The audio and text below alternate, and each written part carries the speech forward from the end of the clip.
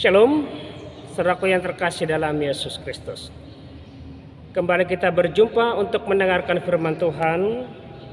Dan hari ini kita akan disapa lewat firman Tuhan dari 1 Korintus 4 ayat 1 sampai dengan ayat 5. Seturut dengan tema bagi kita, jangan menghakimi. 1 Korintus 4 ayat 1 dan sampai dengan ayat 5 saya baca bagi kita keseluruhan.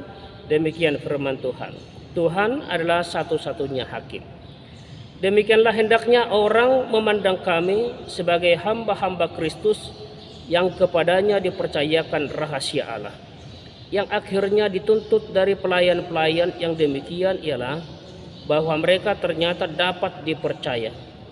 Bagiku sedikit sekali artinya, entah aku dihakimi oleh kamu atau oleh suatu pengadilan manusia. Malahan diriku sendiri pun tidak kuhakimi, sebab memang aku tidak sadar akan sesuatu, tetapi bukan karena itulah aku dibenarkan. Dia yang menghakimi aku ialah Tuhan. Karena itu janganlah menghakimi sebelum waktunya, yaitu sebelum Tuhan datang. Ia akan menerangi juga apa yang tersembunyi dalam kegelapan, dan ia akan memperlihatkan apa yang direncanakan di dalam hati. Maka tiap-tiap orang akan menerima pujian dari Allah. Sampai sejauh demikian pembacaan firman Tuhan. Saudara-saudara yang terkasih dalam Yesus Kristus, firman hari ini pertama berbicara tentang kepercayaan.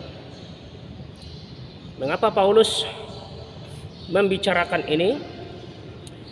Ini dilatar belakangi jemaat Korintus yang mengalami pengkotak-kotakan karena fanatisme golongan antara orang-orang tertentu yang menamai mereka sebagai kelompok Paulus, ada kelompok Apolos, ada kelompok Kepas, ada kelompok Kristus. Saudaraku yang terkasih dalam Yesus Kristus, mengapa pengkotak-kotakan ini terjadi? Karena mereka telah memahami posisi pemimpin rohani. Mereka menganggap mereka sebagai pemimpin, sebagai kepala, sebagai ketua yang memiliki pengikutnya masing-masing. Lalu Paulus menuliskan surat ini meluruskan pemahaman yang salah itu. Paulus menyatakan bahwa baik dirinya maupun Apolos maupun Kepas, orang Korintus dan kita adalah hamba Kristus. Dalam ayat yang pertama tadi firman Tuhan mengatakan, demikianlah hendaknya orang memandang kami sebagai hamba-hamba Kristus yang kepadanya dipercayakan rahasia Allah. Hamba-hamba Kristus. Di sini bukan budak, bukan dulos, tetapi pelayan atau asisten, hiporetes. Asisten pelayan. Tentu sebagai pelayan tentu harus dapat dipercaya, itu kata Paulus. Karena itu Paulus mengingatkan jemaat Korintus dan kita jemaat Kristus hari ini bahwa kita tidak hanya percaya kepada Tuhan Yesus, tapi kita orang percaya ini, kita orang yang percaya kepada Kristus, bahwa kita juga dapat kepercayaan dari Tuhan Yesus. Kita percaya kepada Tuhan Yesus sehingga kita mempunyai relasi yang intim, relasi yang dekat, melekat kepada Yesus. Sebagaimana Yesus juga katakan dalam Yohanes 15 itu. Seperti ranting yang tidak terpisahkan dari pohonnya. Karena iman percaya kita kepada Tuhan Yesus dan karena keterikatan kita yang baik dengan Tuhan Yesus, maka Tuhan Yesus mau memberi kita kepercayaannya. Itu juga yang dikatakan oleh Rasul Paulus dalam pasal 9, 1 Korintus pasal 9 ayat 17, firman Tuhan mengatakan, kalau andai kata aku melakukannya menurut kehendakku sendiri, memang aku berhak menerima upah. Tetapi aku karena aku melakukannya bukan menurut kehendakku sendiri, pemberitaan itu adalah tugas penyelenggaraan yang ditanggungkan kepadaku, kata Rasul Paulus. Tuhan Yesus mengangkat kita menjadi orang kepercayaannya. Dan yang dipercayakan itu, saudara-saudaraku, tidak tanggung-tanggung. bukan harta, bukan properti, bukan barang dunia bernilai lainnya, bukan. Tuhan Yesus mempercayakan kepada kita harta surgawi. Harta surgawi yaitu rahasia, misteri yang dulunya tidak tersingkap, yang dulunya tersembunyi, tidak diketahui, tetapi sekarang sudah dibukakan, sudah disingkapkan, dinyatakan Allah. Itulah Injil yang dulu tersembunyi, tetapi sekarang sudah dinyatakan dalam Tuhan Yesus yang sudah mati, bangkit, naik ke surga, sudah menyediakan keselamatan dan hidup kekal bagi setiap orang yang percaya kepadanya. Kita diberi kepercayaan untuk memberitakan Injil ini, saudaraku, untuk semua orang. Maka bila kita diberi kepercayaan mengelola atau sesuatu yang berharga, tentu dari diri kita diminta konsekuensi yang besar, tanggung jawab yang besar. Maka seorang yang diberi tugas penata layanan harus dapat dipercaya dan melakukannya dengan setia. Dalam ayat 2 tadi dikatakan yang akhirnya dituntut dari pelayan-pelayan yang demikian ialah bahwa mereka ternyata dapat dipercaya. Dapat dipercaya. Dapat dipercaya tentu melakukannya dengan setia. Artinya jangan mau menyimpang dari apa yang ditetapkan. Kalau juga Paulus membahas tentang kesetiaan, tentang dapat dipercaya, sebenarnya Paulus mau meluruskan pemahaman orang-orang Korintus, karena bagi mereka seseorang itu dianggap sah menjadi pemberita Injil. Seseorang itu dianggap sah menjadi pemberita Injil bila mereka pintar, bila mereka kaya, bila mereka pintar berretorika, ada penampilan hebat, sehingga pengikutnya banyak, fansnya banyak. Hal itu mereka tidak dapati dari Paulus.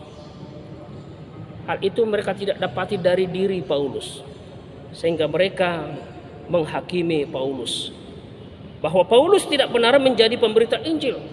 Paulus tidak menjadi benar atau utusan Tuhan. Bagi mereka, Paulus ini hanya sekedar cari nafkah dan cari popularitas. Saudara-saudara yang terkasih dalam Yesus Kristus, inilah yang Paulus luruskan, yang sebenarnya seorang disebut berhasil sebagai pemberita Injil apabila mereka atau apabila seseorang itu dapat dipercaya. Apabila seseorang itu memberitakan Injil sebagaimana dikehendaki yang mempercayakannya, yaitu Tuhan Yesus. Bukan pintar menurut ukuran dunia, karena menggunakan cara-cara dunia, bukan. Karena itu dalam ayat 3-4 Paulus menekankan bahwa ia tidak membutuhkan penghakiman, ia tidak membutuhkan pengadilan, ia tidak membutuhkan penilaian manusia termasuk orang Korintus. Bahkan ia sendiri pun tidak berani menghakimi, tidak berani menilai dirinya sendiri. Yang ia butuhkan adalah penghakiman, penilaian dari Tuhan Yesus, pemberi kepercayaan itu. Saudaraku yang terkasih dalam Yesus Kristus, ada beberapa hal yang menjadi renungan untuk kita pada hari ini yang boleh kita ambil dari nats ini. Pertama, bahwa kita bukan hakim atas sesama kita, tetapi Tuhan adalah satu-satunya hakim. Tuhanlah sebagai hakim yang akan mengadili semua manusia. Pengadilan yang dilakukan dalam kedatangan Tuhan Yesus yang kedua kali. Memang tidak ada yang tahu kapan dan bila mana Tuhan Yesus datang, tetapi pasti ia datang. Karena itu yang perlu kita lakukan adalah tetap setia melakukan tugas kita, tugas yang dipercayakan kepada kita, tugas pelayanan kita, tugas kita seperti hamba. Sehingga bila Yesus datang melihat kita setia, maka ia akan membawa kita masuk ke surganya. Jangan seperti hamba yang jahat dalam Matius 24 ayat 45-51, yang berbuat seenaknya ketika tuannya pergi, namun ketika tuannya datang dengan tiba-tiba dan mendapatinya tidak setia dan tidak melakukan tugasnya yang sebenarnya, maka dia dihukum berat. Saudaraku yang terkasih dalam Yesus Kristus, jadilah menjadi hamba yang setia, pelayan-pelayan yang setia dalam iman dan perbuatan. Di hari penghakiman itu Tuhan Yesus menjadi hakim dan akan memberikan pengadilan yang adil bagi kita. Tidak akan ada yang terlewat sedikit pun, seorang pun. Kita akan diadili menurut iman dan perbuatan kita selama kita hidup di dunia ini. Apa yang kita lakukan? Apakah kita melakukan sesuai dengan apa yang dipercayakan kepada kita? Kita semua akan memberi pertanggungjawaban. Semua yang kita lakukan akan diungkapkan. Tidak ada yang tersembunyi sedikit pun di hadapan Tuhan Yesus. Yang kedua, saudaraku, selama kita hidup di dunia ini, hiduplah dengan jujur, melayani dengan jujur, tidak usah munafik. Saudaraku, saudara tahu kemunafikan menutupi perbuatan jahat dengan perbuatan baik hanyalah menambah kejijikan bagi Allah terhadap kita. Segala yang dipoles, di make up atau ditutupi dengan begitu rapi dan indah, kelak akan diungkapkan sedetil-detilnya sehingga nampak yang sebenarnya, nampak aslinya. Karena itu saudaraku, buang sikap munafik. Sebaiknya hiduplah dengan keaslian kita, melayan Tuhan dengan keaslian kita. Tidak usah berpura-pura, tidak usah bermunafik. Lakukan seturut dengan apa yang dipercayakan kepada kita. Yang ketiga, keaslian kita akan nampak dalam ibadah kita, ibadah sejati kita, yaitu ibadah yang bukan hanya dalam ibadah ritual saja, tetapi nampak juga dalam perilaku, tindakan, perbuatan kita sehari-hari, pelayanan kita sehari-hari.